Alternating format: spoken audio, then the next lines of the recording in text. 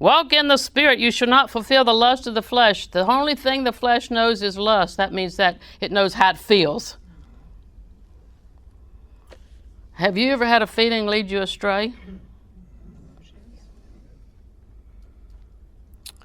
I had this toe problem. You probably know, I've heard you talk about my toe before. I had this toe problem. I got where I couldn't walk.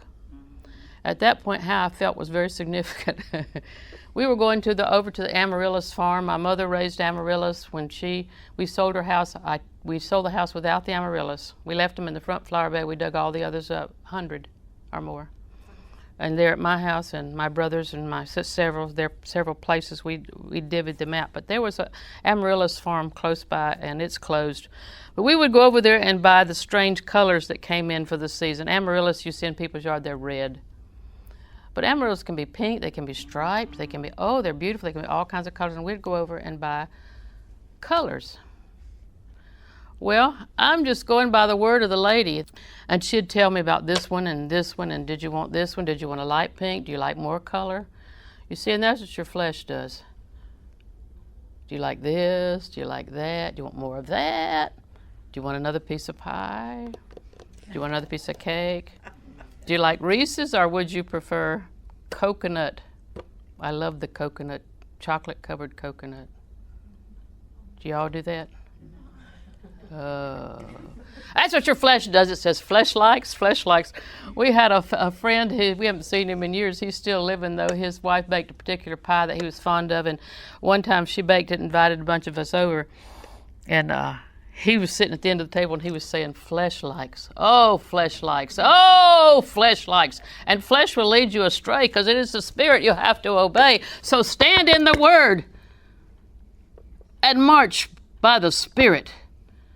If you stand in the Word and you meditate day and night, God's voice, you will hear it. And if God's voice, you hear it, and God's voice, you do it. You'll rise to the height of the full stature of Jesus Christ, and you will overcome. That's the key. It's in the Spirit. Now, that's all free. The flesh lusts against the Spirit. That's a capital S. There's only one word for Spirit. It's pneuma. This probably shouldn't be a capital S, because if your flesh is lusting against the Holy Spirit, you've already lost. This is the human spirit as influenced by the Holy Spirit, because there's only one word. And the spirit lusts against the flesh. These are contrary. Well, the flesh says, this is how I feel. But the Spirit always says, this is what God says. This is what God says. This is what God says. And you've had to make a choice. Now, the key to the choice is in the mind.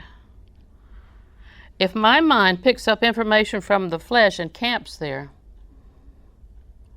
then I am not going to win easily, if at all, because I'm compromising my faith. Faith is of the Spirit.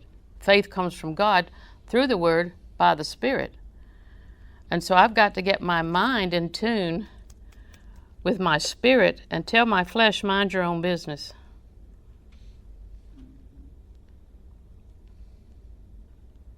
Because I'm spirit and I'm of the divine nature and my flesh is not.